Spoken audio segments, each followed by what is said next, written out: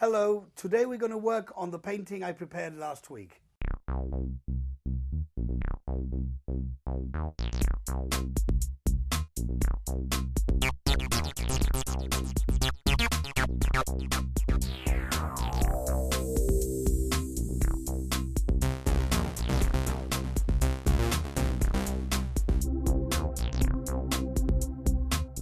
Last week we prepared a canvas using one of my used t-shirts that was smudged in paint, and using PVA glue and water we stuck it on the canvas. As you can see, that is now rock hard and ready to be worked on. Why I did this I don't honestly know, and it's quite a challenge today because I don't really know where I'm going to go to or where this is going to take me. I have two vague ideas, but I'm not exactly sure, which is a good thing about painting. You don't know where it's going to take you.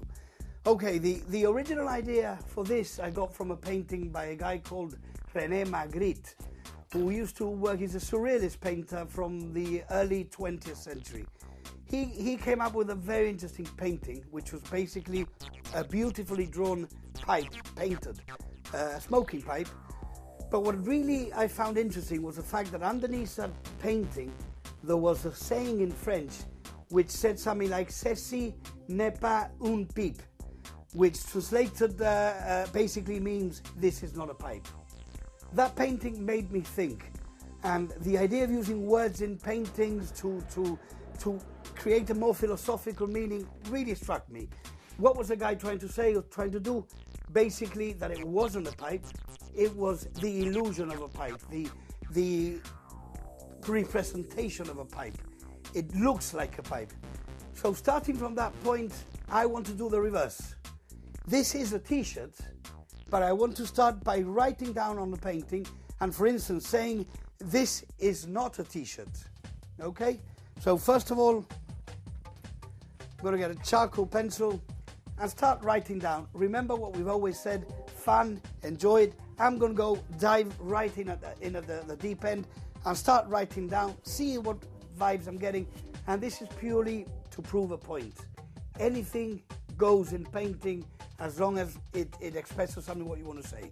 Righto, for instance, I'll do that now and I'll write here boldly.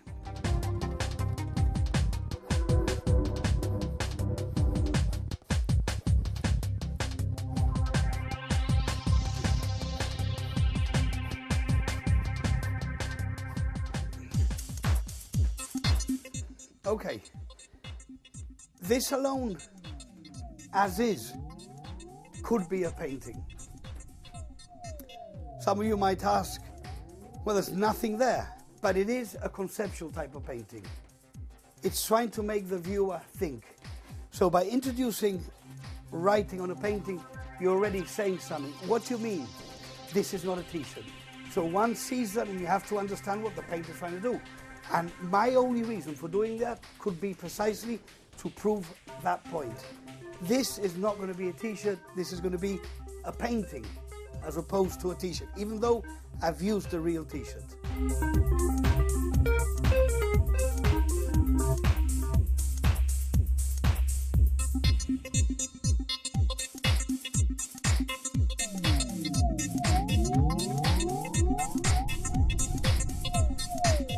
I want to really emphasize the importance again of the word in the written word in paintings, and I can prove that very simply. Whilst we're at it and before we go any further, this same message can be very simply modified, changed as, as simple as crossing out the word. So now it's a message on top of a message. What was before "this is not a t-shirt," this is a t-shirt. The written word in art can be used for various reasons. For instance, what Magritte did was quite philosophical. He was trying to tell people that a painting of a pipe is not a pipe. But there's loads of other applications you can have. There are a lot of artists, primarily guys like Basquiat and more recently Tracy Emin, who are using a lot of written, the word on paintings. Basically, very roughly jotted down notes, a sentence, a phrase from a book, anything they want. Basquiat used to write whatever, graffiti text that he found, he wrote it on the painting. it just adds a new dimension. Let's start experimenting. For instance, if you want to make this painting political, you can do something silly like, I don't know, a political phrase.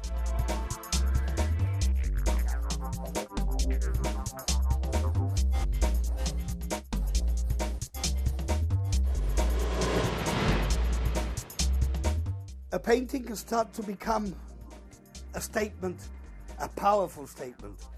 When art, when used in the right way or in the wrong way, can become a very powerful tool, propaganda tool.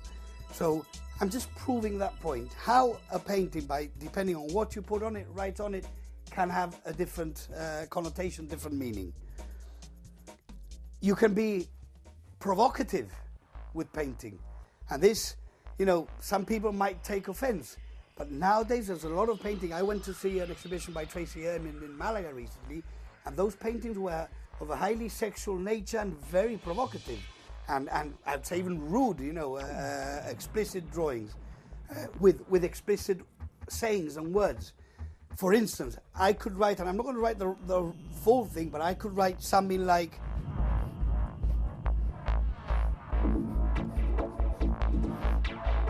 and that alone can have, and I haven't written the right word, that alone can be very direct and very offensive.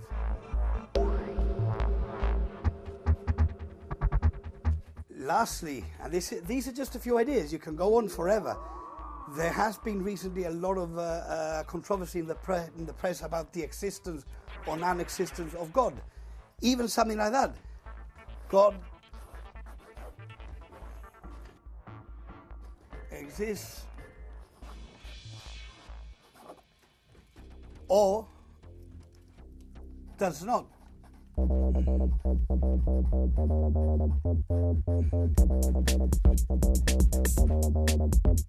Now, I'm not trying to say that this is an attractive painting or anywhere near that. This is not where I want to go today.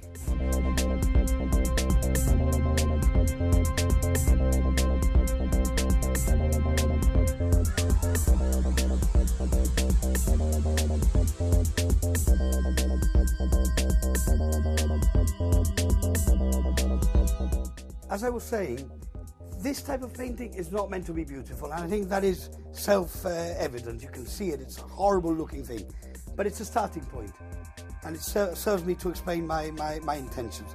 I'll show you a similar painting I've done a while ago, which started with exactly the same concept. This is a horrible painting, and it was meant to be a self-portrait. But if you can see, this is how I felt in my business side of my life. As most people already know, I run my own business. I'm a businessman, and this is how I felt. I felt that everything to do with business was purely horrible. It was just dirty and it was ugly. So this is when I first started doing things like sticking t-shirts or shirts. I actually stuck my tie on it, and then started experimenting in a sort of abstract way, using spilled paint like a la Pollock. You can see a lot of Pollock there. Using my old paint rugs.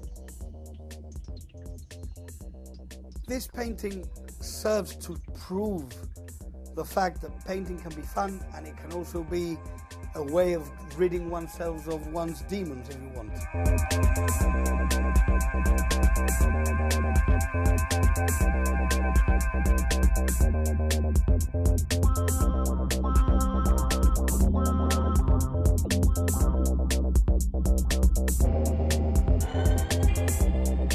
Now we're going to take this a step further.